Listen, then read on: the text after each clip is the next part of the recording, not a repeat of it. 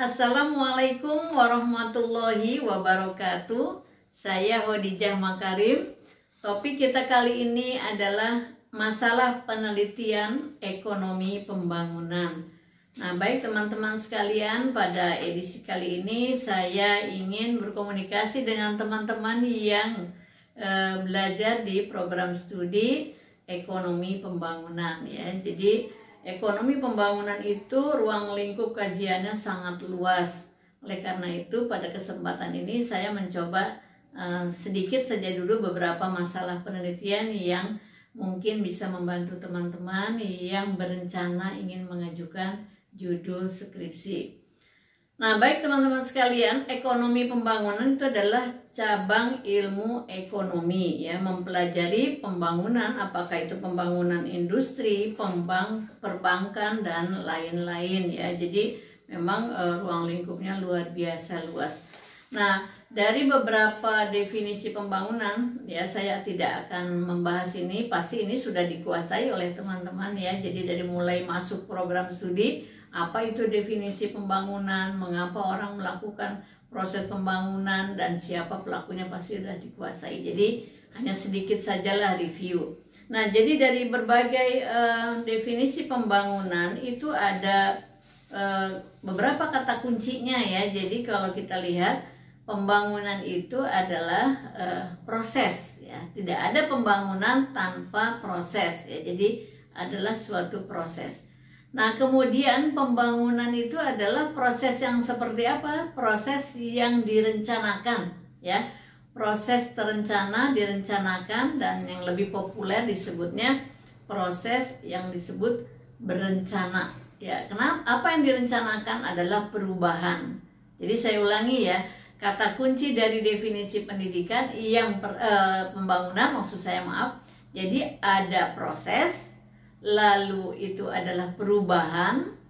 Nah, perubahan seperti apa? Perubahannya perubahan berencana. Dan yang keempat adalah tujuan pembangunan adalah meningkatkan kesejahteraan ya, kesejahteraan dalam berbagai bidang, baik fisik maupun psikis ya. Nah, jadi itulah ya mengenai pembangunan yang berkaitan dengan proses perubahan berencana dan untuk meningkatkan kesejahteraan. Nah, baik teman-teman sekalian, tentu saja kesimpulannya yang namanya pembangunan pasti ke arah yang lebih baik ya. Nah, baik, siapa yang melakukan pembangunan atau pelaku pembangunan? Ya, setiap orang, individu, dari mulai lingkup yang terkecil sampai yang luas. Jadi individu, kelompok keluarga, masyarakat, bangsa, dan negara. Jadi semua kita ya, apakah itu perorangan maupun dalam bentuk badan hukum, itulah pelaku pembangunan. Baik teman-teman sekalian, kalau kita lihat sekarang saya akan membahas sedikit saja dulu ya pada episode kali ini. Dalam hal pelaku ekonomi misalnya siapa? Yaitu orang yang pertama adalah di lingkungan rumah tangga ya, kemudian masyarakat, ketiga perusahaan, sektor industri misalnya, kemudian yang keempat pemerintah. Nah, jadi teman-teman batasi dulu akan meneliti di bidang lingkup yang mana, yang terkecil, keluarga, rumah tangga, ekonomi, kemudian masyarakat, perusahaan. Nah, perusahaan nanti dibagi lagi industri atau bukan misalnya, kemudian baru di lingkup pemerintahan. Nah, baik teman-teman sekalian, kalau kita lihat masalah pembangunan ekonomi ya, pada umumnya itu yang paling lah yang sering kita bahas di dalam penelitian itu adalah masalah pengangguran, kemudian kemiskinan ya, ini nggak pernah habis nih penelitian tentang pengangguran dan kemiskinan. Lalu kesenjangan distribusi pendapatan, dan yang berikutnya adalah angka pertumbuhan penduduk yang tinggi. Nah, ini pasti satu dengan yang lainnya berhubungan. Nah, kemudian kalau kita lihat itu di bidang ekonomi ya. Kemudian kalau kita lihat pembangunan di bidang pariwisata, sedikit saja saya sampaikan dampak perkembangan pariwisata terhadap sosial ekonomi masyarakat. Nah, apa cari di situ masalah-masalah yang akan diangkat oleh teman-teman untuk menjadi judul skripsi. Jadi jangan langsung judulnya, masalahnya dulu ya, kaitan dengan pariwisata, dampaknya terhadap sosial ekonomi masyarakat. Kemudian dampak pengembangan industri pariwisata bahari. Nah, ini jarang nih diangkatnya. Jadi nanti bisa diambil beberapa variabel ya kaitan dengan wisata bahari. Mungkin mau 2 variabel, mau 3 variabel tidak apa-apa ya. Jadi itu bagus. Jadi ini jarang nih diangkat menjadi masalah penelitian. Nah, baik teman-teman sekalian, sekarang yang ketiga saya ingin mengajak teman-teman untuk juga mengangkat masalah di bidang industri. Ini banyak sekali, tapi pada kesempatan ini saya ingin melihat kalau misalnya judulnya ini kebanyakan kalau industri ya, misalnya analisis faktor yang mempengaruhi penyerapan tenaga kerja ya. Jadi kaitan dengan industrinya kamu lihat aja nanti industri yang sudah baru tumbuh atau sudah berkembang atau yang sangat berkembang, yang sudah maju ya. Kamu mau masuk di mana masalahnya yang akan diteliti. Tentu setiap level itu punya masalah yang berbeda. Kemudian yang berikutnya biasanya teman-teman itu senang dengan kata analisis ya. Analisis pengaruh pertumbuhan ekonomi dengan jumlah industri, misalnya kaitannya dengan kesempatan kerja tadi yang dibahas di awal ya. Cari variabelnya, baca teori ekonomi dan teori pembangunan. Lalu kamu lihat tuh benang merahnya, di mana ada masalah di situ ya. Jadi pertama kamu baca dulu teori pembangunan ekonomi, lalu teori pembangunan, lalu lihat benang merahnya ada masalah apa kaitan dengan pertumbuhan ekonomi dan jumlah industri misalnya.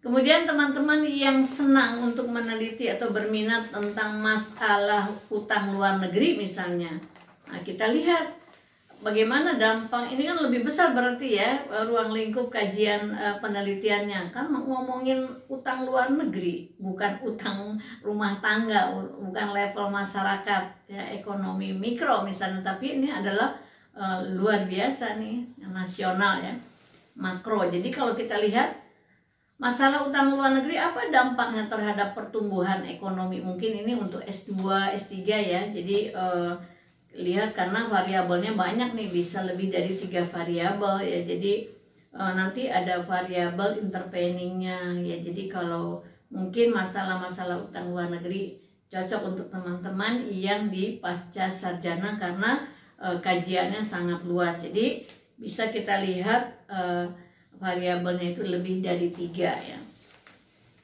Baik teman-teman sekalian, kalau yang di bidang pertanian senang misalnya meneliti tentang ekonomi pembangunan di bidang pertanian, bisa jadi kamu misalnya meneliti kira-kira masalah apa nih di bidang pembangunan pertanian. Yang pertama yang biasanya ada masalah ya, banyak sih masalahnya itu di mana adalah sumber daya lahan pertanian. Melihat perkembangan sekarang berkaitan dengan tumbuhnya industri ya, jadi lahan pertanian makin menyempit. Nah, jadi kita lihat itu apa masalahnya sumber daya lahan pertaniannya. Kemudian yang kedua adalah ketersediaan infrastruktur penunjang pertanian. Itu juga banyak masalah di situ. Jadi kamu datang dulu lah melakukan studi pendahuluan ya. Kemudian dan tidak kalah penting adalah pada SDM-nya, kompetensi petani. Nah, kalau kita bicara kompetensi petani, pasti di situ ada penyuluh. Kamu juga bisa meneliti tentang kompetensi penyuluh. Jadi kompetensi ini kamu bisa atau teman-teman bisa meneliti masalah-masalah kompetensi petani atau ke penyuluhnya. Jadi kompetensi penyuluh pertanian. Nah, tinggal pilih nanti subsektor apa, misalnya apa perikanan, apa sayur, apa peternakan dan sebagainya, tergantunglah senangnya di mana. Kemudian kalau kita bicara kompetensi petani dan penyuluh juga tidak terlepas dari kelembagaan petani. Nah, itu juga bisa. Kalau senang pada organisasinya, kamu ambillah masalah-masalah yang berkaitan dengan kelembagaan petani. Lalu kalau senang dengan mengenai komunikasinya, yaitu berarti cari masalah di bidang terbatasnya akses layanan usaha tani. Jaringan komunikasinya seperti apa ya. Kemudian bisa juga masuk ke permodalan. Kalau mau ke ekonominya yang kental ya masuklah bidang pertanian tapi meneliti tentang permodalannya ya kan. Jadi dapat semuanya, pertaniannya dapat, ekonominya dapat, pembangunannya pasti ya.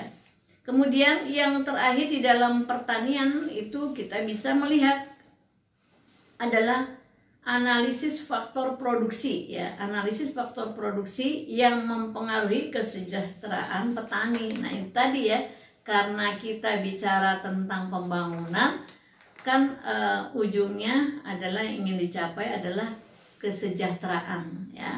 Peningkatan kesejahteraan, kalau sudah sejahtera pasti terjadi peningkatan kualitas hidup ya. Jadi itu pembangunan, makanya yang namanya pembangunan pasti tujuannya baik, karena itu tadi meningkatkan kesejahteraan manusia dan meningkatkan kualitas hidup manusia.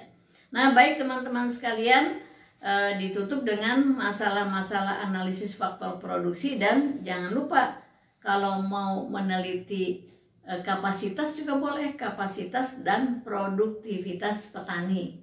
Kamu bedakan tuh antara kompetensi dengan kapasitas, lain lagi ya masalah-masalahnya ya. Jadi kalau buat teman-teman yang ini yang saya sampaikan kan untuk program studi ekonomi pembangunan ya.